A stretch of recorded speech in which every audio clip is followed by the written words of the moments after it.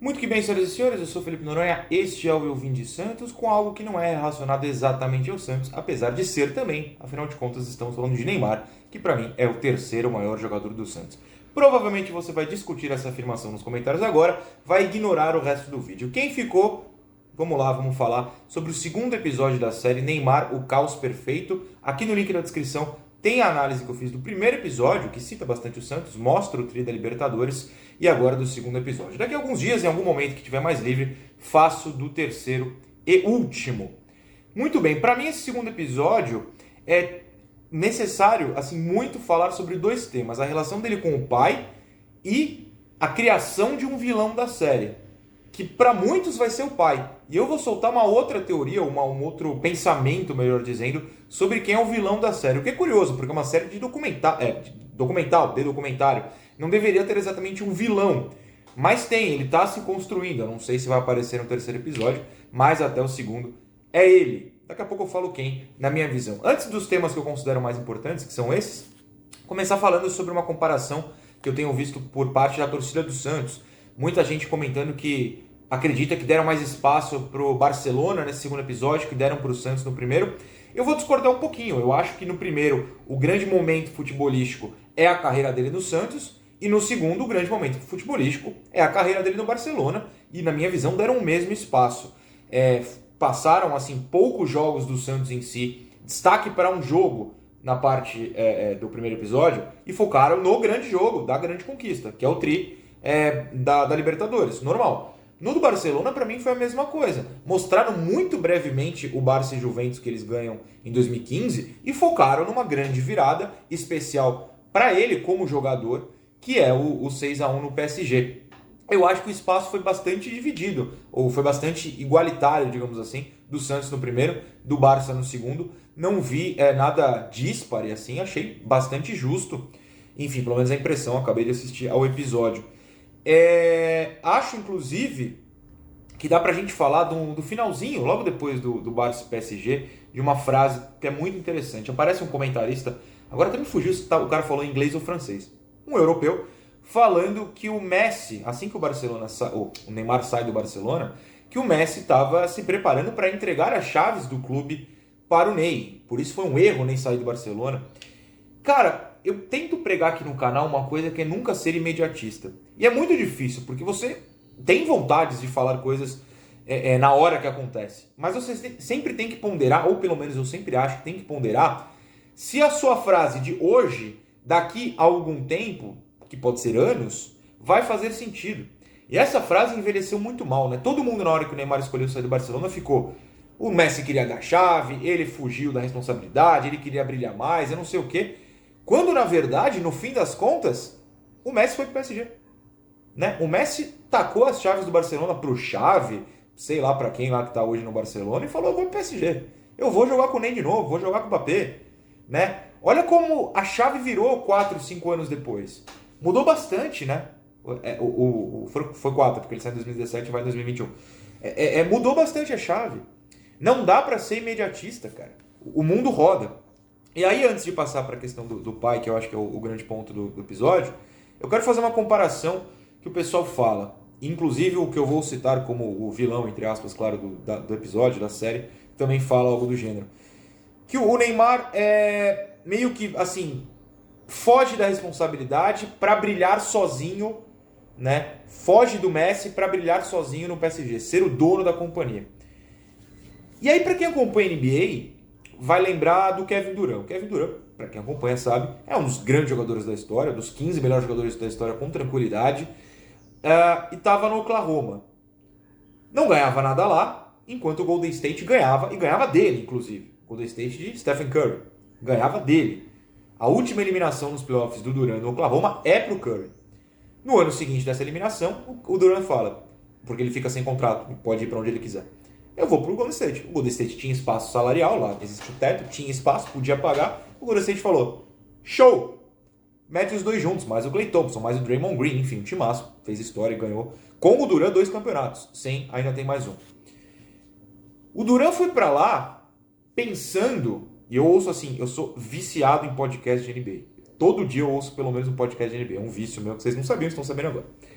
O Durant foi para lá pensando, isso é muito claro, porque ele dá várias entrevistas, deu mais antigamente, agora tem calado um pouco, mas falou bastante sobre isso, que ele foi pro Golden State achando que ia ser a grande estrela também, né? Se não mais que o Curry, que é basicamente o rei do Golden State, o melhor jogador da história do Golden State, ia ter o mesmo carinho da torcida, ia ter o mesmo respeito da imprensa. Dentro do clube, né, vamos chamar de clube, dentro do time Golden State ele tinha. Todo mundo ali se amava, todo mundo era amigo. A imprensa, obviamente, falava mais do cara que é o dono da cidade, o dono do clube, que é o Curry. A torcida nunca vai ter o carinho igual por outro cara como tem com o Curry. E aí mostra, né, as capas de jornais espanhóis, depois do 6-1 sobre o PSG, que o Neymar foi o craque do jogo, e todas as capas eram o Messi. É óbvio que ele para e pensa, eu nunca vou ser igual ao Messi aqui no carinho recebido, no respeito recebido. O Durant fez o quê? Ao sentir a mesma coisa no Warriors. Foi pro Nets. Não ganhou nada até agora. Tava lesionado, mas enfim, pode ganhar esse ano. Todos para quem não, todos pro Bulls, mas é outra história. O Neymar foi lá tentar fazer outras coisas, ser líder uma estrela mesmo no PSG. Só que falam como se ele tivesse abandonado sem ganhar nada no Barcelona. Quando ele ganhou basicamente tudo com o Barcelona, né? Tanto que a gente está falando de uma final de Champions antes, a do Juventus. Assim, ele ganhou as coisas, ganhou vários espanhóis com o Barcelona. Não é como se, não ganhei nada aqui, vou lá tentar ganhar. Já ganhei tudo aqui, agora eu vou tentar ganhar lá. Mas sozinho, entre aspas. E no fim das contas não é. O Mbappé e o Messi estão lá, né? Então, assim, é um erro de análise, é um imediatismo que eu acho muito absurdo. Fala um pouco da seleção rapidinho. É muito claro como ele respeita muito a seleção, né? Eu sempre fiquei inconformado, e a pergunta na coletiva que aparece é patética, que ele dá uma pancada no cara com toda a razão do mundo. Aliás, pancada não, ele pede, por gentileza, me olhe, que é o jornalista deve olhar. Sempre respeitou a seleção. E para mim o exemplo claro, ainda no Santos, quando ele vai para a seleção, tem contrato com o Santos, tem jogo na noite seguinte, pega a jatinho lá de Estocolmo, se eu não me engano, foi um jogo do Brasil, jogou no Orlando Scarpelli contra o Figueirense, um jogo que o Santos deveria ter a obrigação de ganhar mesmo sem o Neymar. E o Neymar viaja, o Neymar vai para todos os jogos da seleção, nunca faltou em jogo da seleção. Eu acho que é uma falta de visão falar que o Neymar não tinha comprometimento com a seleção, que é meio absurdo. Acho que sempre deixou muito claro, desde a época do Santos, que tinha esse sonho de Copa do Mundo, sempre foi para os jogos, voltava para jogar, faz a mesma coisa lá. Acho bem estranho. E sobre a coletiva, tem um vídeo para os membros aqui, que muitos membros consideram melhor para os membros, e eu também, explicando como funcionam as coletivas. E eu acabei não comentando isso neste vídeo, mas comento aqui. Se você é jornalista e está perguntando para o cara numa coletiva, olha para ele. Eu sou um cara extremamente tímido, pessoalmente. Extremamente tímido, cara. Quando vocês me param para pedir foto, para trocar ideia comigo na vila, por exemplo, eu fico muito tímido. Eu adoro. Vou falar com você por todos os minutos que você quiser, a não ser que eu tenha que sair, tenho um compromisso, estou gravando e falo, me desculpa, eu preciso sair. Mas vou falar, vou tirar foto, o que for. Mas eu sou muito quieto. Você pode reparar que eu dificilmente olho no olho. Mas quando eu estou no jornalismo, que seja uma pergunta cara a cara, que seja uma pergunta em coletiva, eu olho. Você tem que olhar. Não dá para reparar, obviamente, mas as coletivas do Santos, que são feitas via Zoom na atualidade, quando eu pergunto pro cara, eu fico olhando para ele até a Santos TV me cortar. Porque passa na Santos TV e tem a sua imagem no cantinho. Até a Santos TV me cortar, eu deixo claro que eu tô olhando para a câmera, porque se ele estiver olhando para a imagem lá na sala de imprensa, ele vai ver que eu tô prestando atenção. Depois eu continuo prestando atenção sem olhar na cara, porque eu já não tô mais na imagem, então eu estou olhando para minha tela. Mas é questão de respeito, você não pode perguntar uma coisa pro cara e ficar... O Neymar, ao falar, por gentileza, me olha, tá certíssimo. Enfim, tem muito jornalista bom, mas tem muito jornalista não tão bom assim. Eu não sei o que eu sou. Também não vem ao caso. Então, eu tava falando, pra mim a grande questão desse episódio e da série até aqui é a relação com o pai, que é uma coisa que me pega muito também. Amo meu pai, amo minha mãe, pelo amor de Deus, não é isso. Mas quando você fica mais adulto, eu tenho 31, eu sou 2 anos mais velho que o Neymar. O Neymar vai fazer 30 agora. Ele não é mais o menino Ney, né? Apesar de que, sendo santista, acho que eu vou falar menino Ney até ele ter 70 anos, mas tudo bem. Mas é muito... Pra mim, fica muito claro na série que quando ele fala do afastamento do pai, tem uma frase forte, né? Que ele assume o distanciamento, que a relação hoje é mais profissional do que de família. Também é um passo para ele ser adulto. Muita gente cobra, ele é imaturo, menino, eterno, blá, blá, blá. Pra mim isso é ser adulto também, né? É querer menos dependência do pai, é não dar satisfação para o pai em todas as situações, né? Tem isso também. Muita gente também assistindo que tem 12 anos. Senhores não são independentes do pai. Obedeçam ao seu pai. Mas quando você está com 30, Você fala, pera lá, né? Eu não quero meu pai mandando em tudo que eu faço. Quero ajuda, quero ajudá-lo, mas eu não preciso tê-lo 100% do tempo ao meu lado. E tem essa conversa no final do episódio 2 que é muito isso. 100% do tempo o meu pai tá comigo. Às vezes eu quero liberdade, às vezes eu quero fazer sem dar satisfação. E é super, super normal. E de novo, é mais um episódio que o pai dele fala. A parte do começo é muito marcante, né? A gente tenta construir uma imagem no campo, mas ele tem uma imagem fora. Cara, repito o que eu falei na análise do primeiro episódio. Se você entra em campo e faz o que tem que fazer, se você treina todo dia no horário programado, você está cumprindo seu contrato. Você está cumprindo seu contrato. Você não pode, sendo atleta, chegar fora de forma, chegar bêbado, chegar alterado. Você não pode. Se você curte a festa uma madrugada inteira, eu nem sei se é o caso, mas estou dando exemplo. Madrugada inteira, tem treino 6 da manhã e você chega cara limpa, pronto para treinar e treina do primeiro ao último minuto dando o seu máximo, em forma, entra em campo, eu não vejo problema algum, o Neymar defende esse lado e o pai não muito. Ele não coíbe, claro, mas ele deixa meio assim, não dá. Mas ele sempre fala, né? Produziu a marca, vou deixar a marca Neymar para você.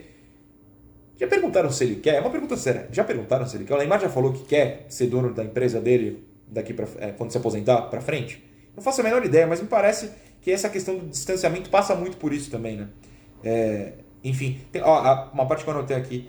Quando eles estão brigando, ele fala, o Neymar, o Júnior no caso fala, eu acato tudo que você fala para não criar confusão. E é meio que isso. Eu acho que chega uma idade que você tem isso com seu pai, com a sua mãe, com quem criou você, com adultos, com professores, enfim, mas na faculdade, não na escola. Na escola obedeçam jovens. Na faculdade também, mas eu falando que você tá adulto, você quer contestar, né? Você não simplesmente obedece uma ordem sem entendê-la. Mas ele fala disso de acatar para não ter confusão, meio que isso, né? A relação já tá tão quebrada, se nem as ordens ele acatar, é mais confusão, mais briga, mais treta. É pesado, e você não quer ter isso com seu pai, obviamente. Beijo pro meu pai e pra minha mãe, por favor. Enfim. E aí eu falei do vilão, parece que eu tô falando que o pai é o vilão, mas não é na minha visão. Vamos lá, de novo, eu vou falar de um jornalista, e eu respeito muito esse jornalista, e eu sou fã, sempre fui, li minha vida inteira no Lance, acompanhava na ESPN, assistia o Linha de Passe toda segunda-feira. Mas o Juca, nesse documentário, Juca Kfouri, tá um personagem complicado. Um personagem, não ele sendo falso, acho que ele tá sendo ele mesmo. Um personagem dentro da história contada, muito complicado. Pra mim é o vilão. Ele fala algumas coisas das quais eu discordo profundamente, porque eu acho que eu tenho argumentos contra, e ele não me apresenta argumentos. Eu sempre falo aqui, eu vou falar que o jogador X foi mal, mas eu vou mostrar as imagens e boto a imagem aqui fora. Foi mal por causa disso. Ele no documentário tá soltando coisas que na minha visão não se justificam, né? Uma parte que me marcou nesse episódio, o Juca fala que o Neymar não sabe qual é o ofício dele e o Messi sabe. Na minha visão, os dois têm o mesmo ofício, jogar bola. O Neymar não deixou de jogar bola. O Neymar não deixou de treinar. O Neymar tá lá cumprindo o contrato dele, a profissão dele. O ofício, na visão do Juca, é não ter vida pessoal, não ter festa. Contraponto na própria série. Tá? O contraponto eu não preciso mostrar, tá no episódio 2. Que aliás, se não der alerta de spoiler, né? Quem não assistiu, por favor, pode ouvir, mas aí tem spoiler. O Neymar mostra um vídeo dele, do Messi e do Suárez. Ele fala cachaçados, palavra dele, comemorando provavelmente um título do Barcelona. Acho que é o da Champions, inclusive, de 2015. O Messi festeja. O Messi curte a vida.